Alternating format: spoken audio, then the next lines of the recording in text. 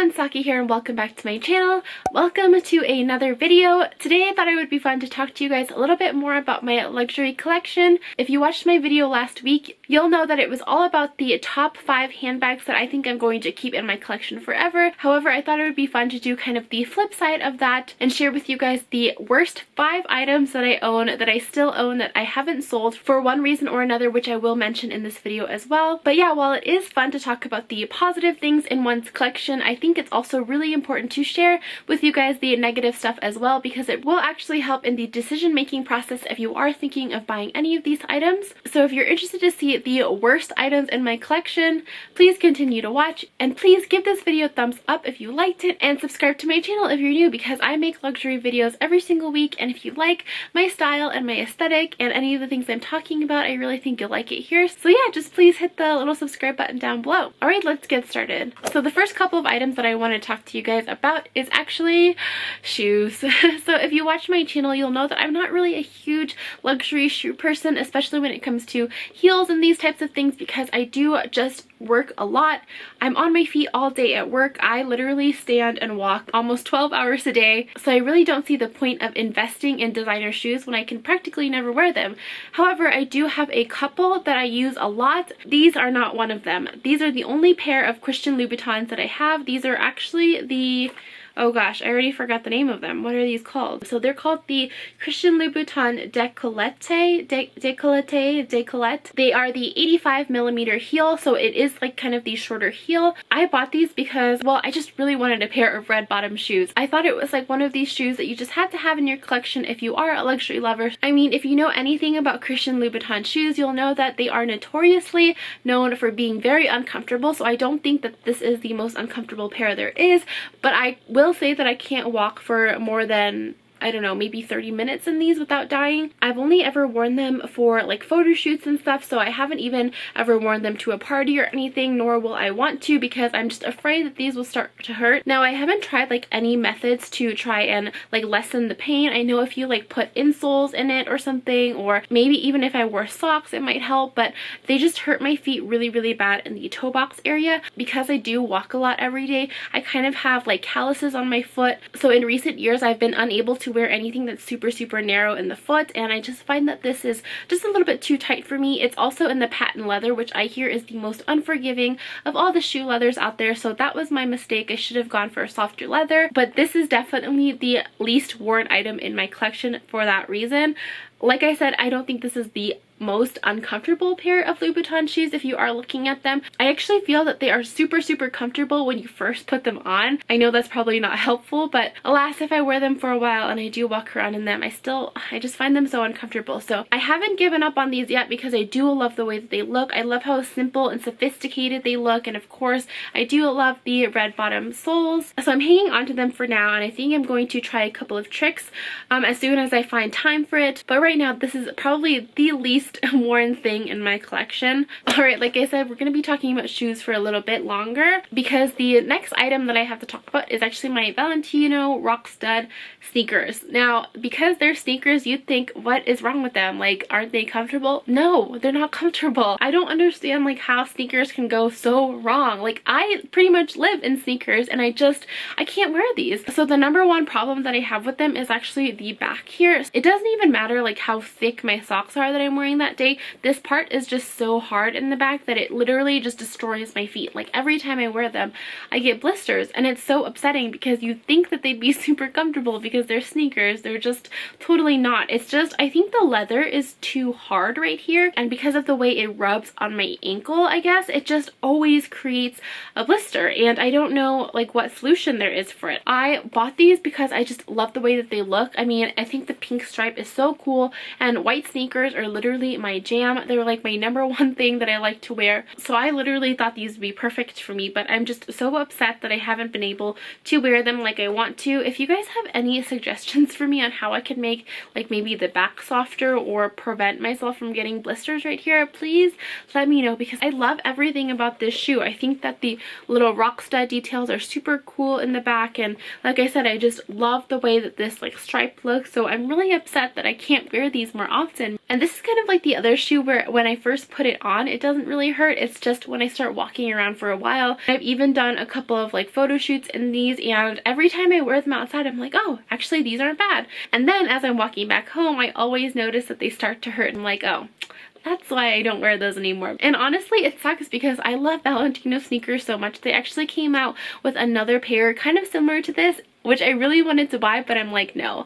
These didn't work out for me, so I have no reason to buy another pair. So yeah, I don't know what it is with these. I just can't. All right, moving on from shoes, I wanted to talk about a small leather good, and that is actually my passport cover from Chanel. Now, this is going to be all due to the fact that I don't travel internationally that much. I maybe do it maximum once a year, and I actually bought this one at the beginning of the year last year-ish. I think right when Chanel Spring 19 came out. So I basically almost had this for, I don't know, 9 months, and I haven't used it yet. I've used it as a wallet a couple of times because I really wanted to carry it around with me, but honestly, I just don't travel enough to be able to use this.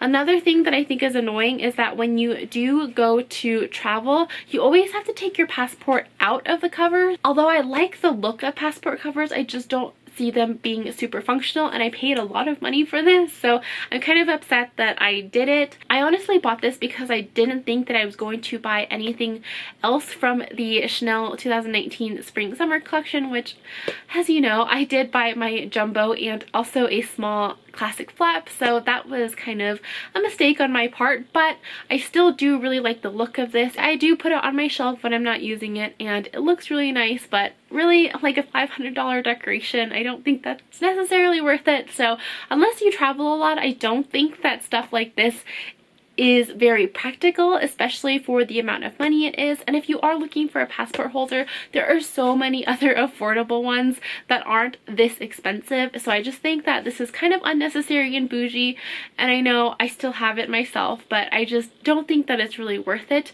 And if you are going to spend that kind of money on a small leather good, I think there are other things that are way more worth it, like a small wallet, for example. Those kinds of things you are going to be able to use for more than just a couple of times a year, unless you travel a lot and you're not like me, but that's just personally my opinion. I just don't think that this is really worth it, even though I still love mine and I'm going to keep it. Yeah, just something to note if you are looking for things like this where it's something you can only use a couple of times. Alright, speaking of small leather goods, I do have another one to show you that I really don't get very much use out of, and that is going to be my pochette Felicie. I actually did a whole review on this a couple of months ago during the summer where I pretty much raved on and on about it, and I think because this is a summer bag and I've only had it like for one season, that's probably one of the big reasons why I don't use it a lot right now. It's just truly a summer bag, and we only had like 1.5 months of summer this year. It was so ridiculous. So although I did want to throw this bag into this list, I don't think that this is necessarily like a bad purchase or anything, but I will mention a couple of the reasons why I also don't use it as much. One of the reasons is actually because of this pink color. I know I am a pink lover, but it's really hard to match this specific pink color. Now, I don't know if you guys can tell this from my style or not, but I actually like a more warmer, like orangey kind of pink. Like the cool tone pink doesn't usually go with my style too well, and I honestly do think that this is more of a cool toned pink. Let me try to find an example for you. Alright, so just looking at my Louis Vuitton pochette Matisse, oh my god, I almost forgot the name of this.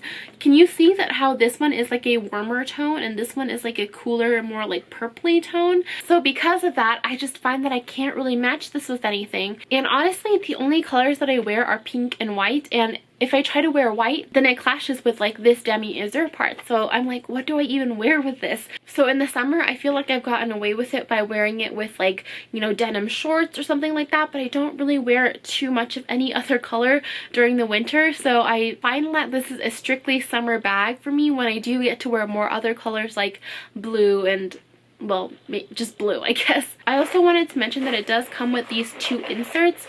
I'm not sure if you're familiar with the pochette Felicie, but it does come with a zipper pocket and then a like little card case. I've never used either of these. I just don't understand how to. I mean, this thing seems like it would be functional, but it actually takes up a lot of room in the bag.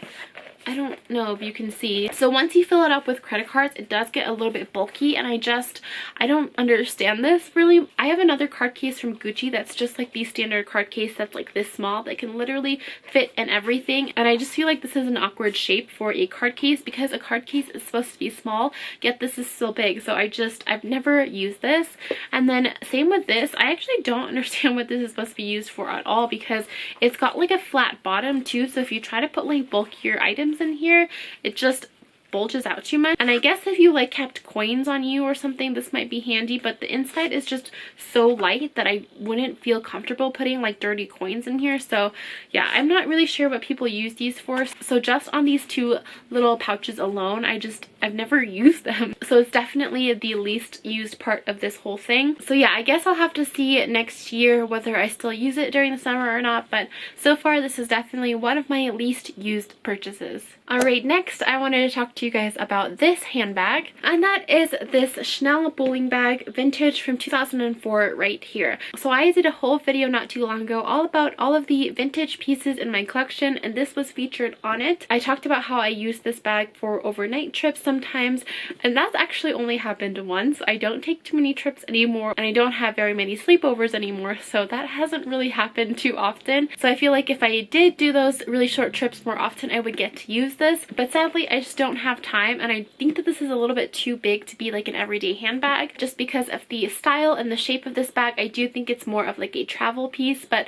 like I said with my passport, I just don't travel that much. All I do is work, so I never find myself gravitating towards this piece. I also think that the shape is a little bit awkward. I feel like if it was just a little bit more like stout, I guess I could use it as like an everyday bag, because it's kind of very similar to maybe like the Louis Vuitton Speedy in the shape and everything, but I just think that the size is a little bit too protruding to be used as like an everyday handbag. It also only has like a top handle, so if you are filling it a lot, it kind of gets heavy, and there's no strap to like ease the pressure, so that kind of also sucks. The only reason why I bought it for my collection is because I'm so obsessed with all of the pieces from the 2004 collection, and this bag was about $700, so a really good price for Chanel. But I think it's one of those cases where I bought it because it was like on the cheaper side of Chanel, I guess, so I just really wanted to have more pieces, and when I saw that this was on sale and when I saw how good of a price it was, I was just like, sure, why not? I'll add it to my collection. And I do think that this mentality is not too good. I think that if you are saving up for a handbag, you shouldn't settle for anything that's,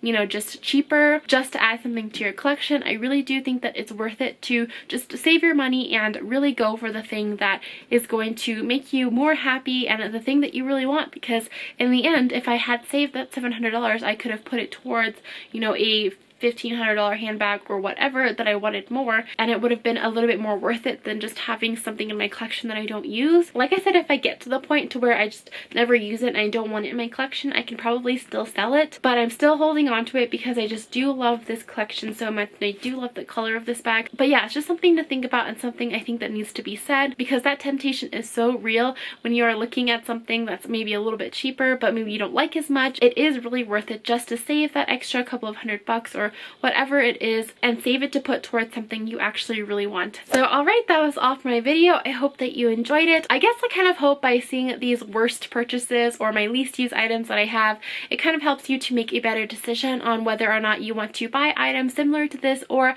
just help you in your decision making process in general. So if you enjoyed this video, please give me a thumbs up and leave me a comment down below and tell me what your least used item is, or maybe tell me a purchase you regret making. And as always, if you haven't already, please subscribe to my channel because I do upload videos just like this every single week. And with that, thank you so much for watching, and I will see you next time. Bye!